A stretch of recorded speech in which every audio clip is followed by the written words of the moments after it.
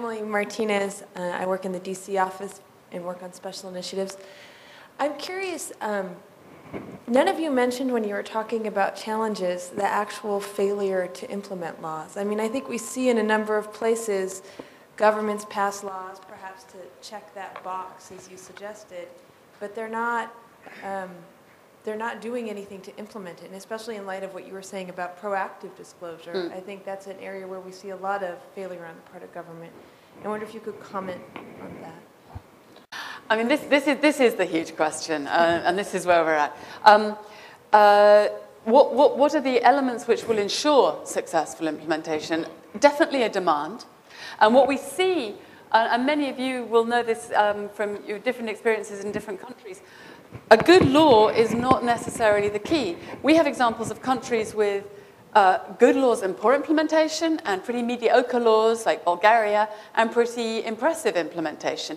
And then it comes down to how the work of civil society in actually making use. So a demand for information is definitely one of the motors. And I do think there's evidence that the greater the demand for information, the more efficient the systems inside government become to respond to requests for information. Another key element is definitely the oversight bodies. And again, we see that countries which have strong oversight bodies tend to have better implementation. But I'm talking here about, we see this anecdotally, we tend to.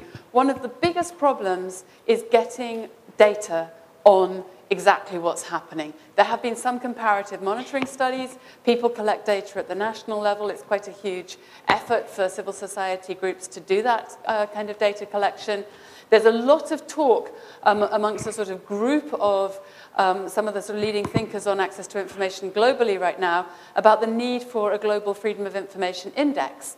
And the debate is, well, what are the criteria? Because it's very easy to do an index based on the laws. How are we able to actually evaluate implementation?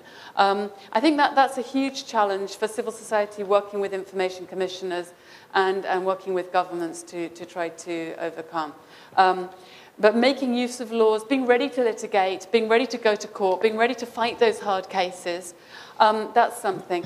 And if I could just make a comment, not to let the backlash happen as well. I just don't want to lose this opportunity to sort of come back on something that Arieh said. There is a concern that in the UK, this parliamentary expenses scandal will lead to some kind of a backlash. But we need to be very clear about what happened, the facts of what happened. There was a request. They refused to answer it. The journalist went to court and won. The Parliament still refused to give out the information. The journalist went to the Information Commissioner and then to the court. The journalist won, and the Parliament was still trying to find a way not to release the information. They were resisting giving it out. And because they were resisting giving it out, someone leaked it, and they leaked far more information than would have come out if they'd followed the Information Commissioner's guidance, which was very balanced. You don't have to give all your personal data, just give the big numbers and everything like that. So in fact, what happened was, by refusing to give out information, it was leaked. And it's much worse for them, for the parliamentarians, because there are all these letters from their wives to this expenses office saying, well, really, don't you think that the ornamental duck pond fits in the sort of mandate of a legitimate expense? Some of that information would never have come out if they'd complied with the Freedom of Information law. So we need to be very careful in not letting governments argue against the sort of dangers of access to information. That an access to information law is going to lead information to enter the public domain, which is against the public interest, which is going to bring down the constitutional or bring down governments. The problem is when governments resist giving out information that they get into difficulties. Roberto, you wanted to say something about the implementation, but I have a quick question. I mean, this scandal has really focused people's attention on access to information, and where there was some skepticism voiced before, now everybody's in the government. What are they saying? Well, it depends what their expenses claims look like, basically.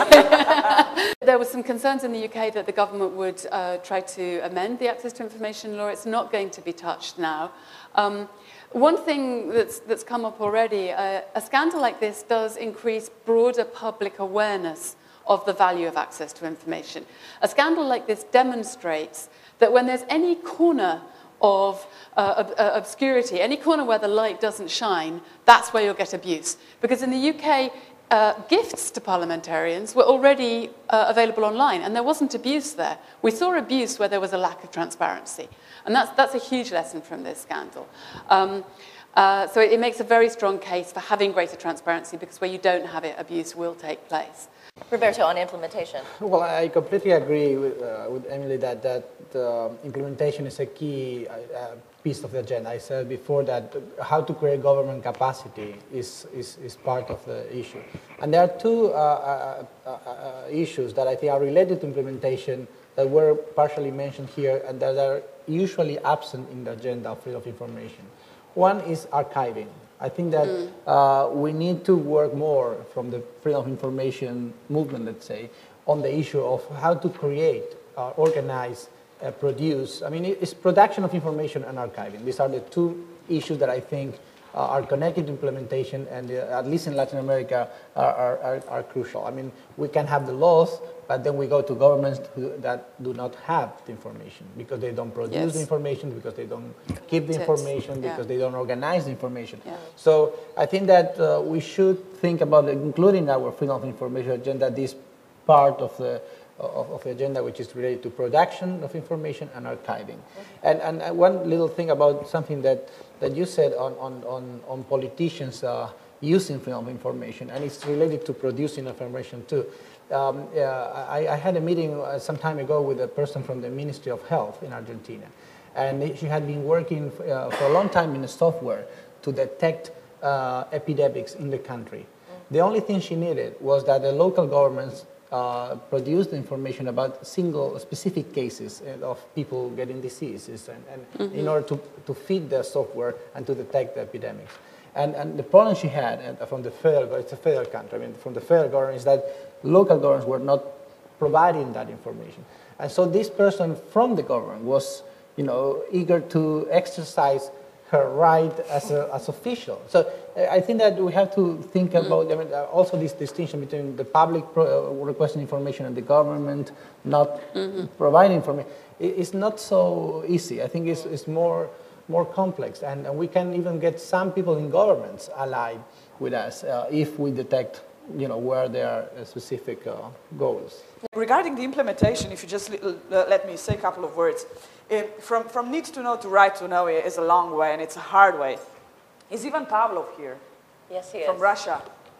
I love one of your sentences. This is like locked in my heart, that the human rights are like muscles. If you don't use them, they will atrophy. This is the sentence which is one of the most beautiful ones regarding human rights. And as Helen said before, people need to have guts to ask the government. Yep. This is especially hard in ex-communist countries. Okay, Slovenia is maybe not a good example because ex-Yugoslavia did not have such a tough communistic regime as the countries behind the Iron Curtains in Warsaw Pact.